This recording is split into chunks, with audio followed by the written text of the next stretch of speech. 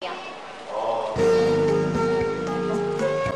satisfacció que de vegades molts artistes no l'arriben a tenir, i és en vida poder veure exposat l'obra que més es representa i que més interès ha exposat.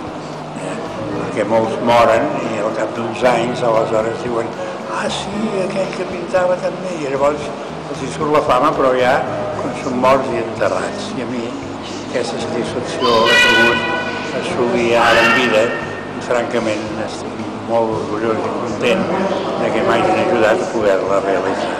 Però els meus quadres són molt variats, o sigui, no és allò que m'hagi centrat només en paisatges o bodegons o còpies de coses, no, jo simplement m'ha agradat tot allò que m'ha vingut pel cap, m'ha agradat pintar-ho. És una idea del que sigui, de com veig la religió, de com veig la humanitat, el comportament, coses d'aquestes totes he intentat expressar-les pintant.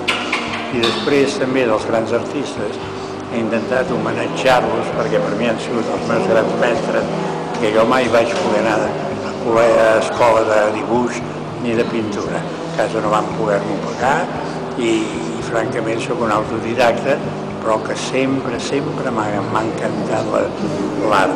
I mirant els quadres dels grans mestres aprens ben bé, és com si anessis a classes de dibuix o de pintura, la veritat.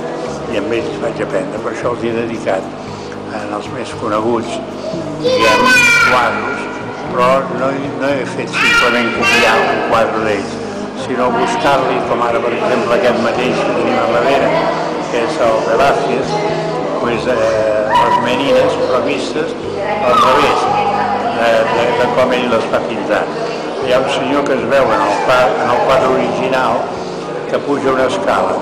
Jo he fet com si fos aquell senyor que ho veu tot al revés del que es veu en el quadre original.